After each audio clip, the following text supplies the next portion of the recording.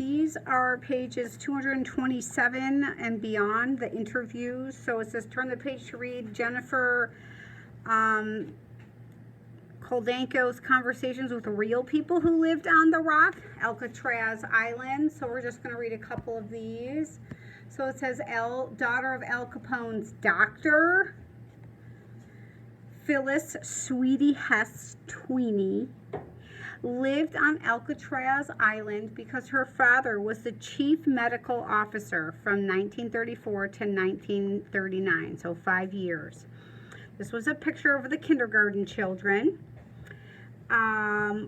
So question 1 says, when did you live on the island? So from 1934 to 1939, like Moose in Al Capone does my homework, I lived on Officers Row.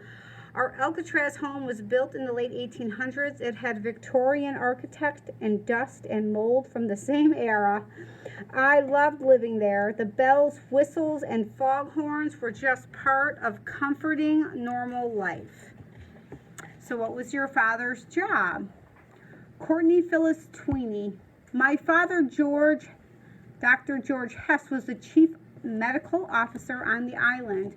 We arrived on the island to help supervise the retrofitting of the prison hospital and stayed through the first few years of operation. So they set up the hospital and the prison.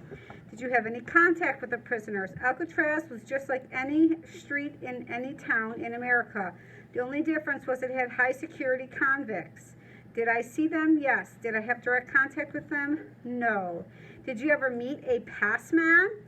If by passmen you mean the convict servants in the warden's house, no, I never met them. My father was not in favor of Warden Johnston having prisoners in white jackets doing servant duties in his house. Dad hired a housekeeper for us. She was Irish. Her name was Lydia, and she came over on the first boat each morning. She taught me the right way to eat oatmeal and had lots of right ways to do things. What did your father think of Al Capone? Al Capone was my father's specially assigned patient. They met in Atlanta, where Capone was held before Alcatraz. My father was aware Al was a highly demanding and very sick man. He only made my father more sensitive to Al's plight. So what did Capone think of your father? Al liked the bedside manner of my father, so he was courteous and polite. And his assistant, Nurse Ping, he threw hissy fits when at the other medical staff. With Al's medical condition, he was choosy as to who would let touch him. He would let touch him, which meant my father got stuck with him from Atlanta to Alcatraz to Terminal Island.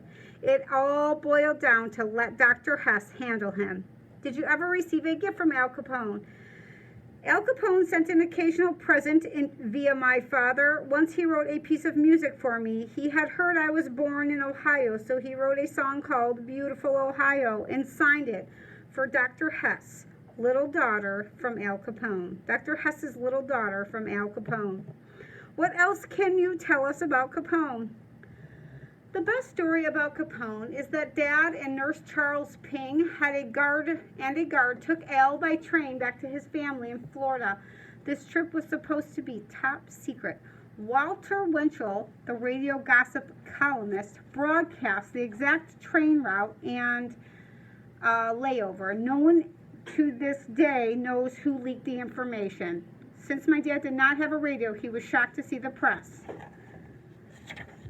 out in full force.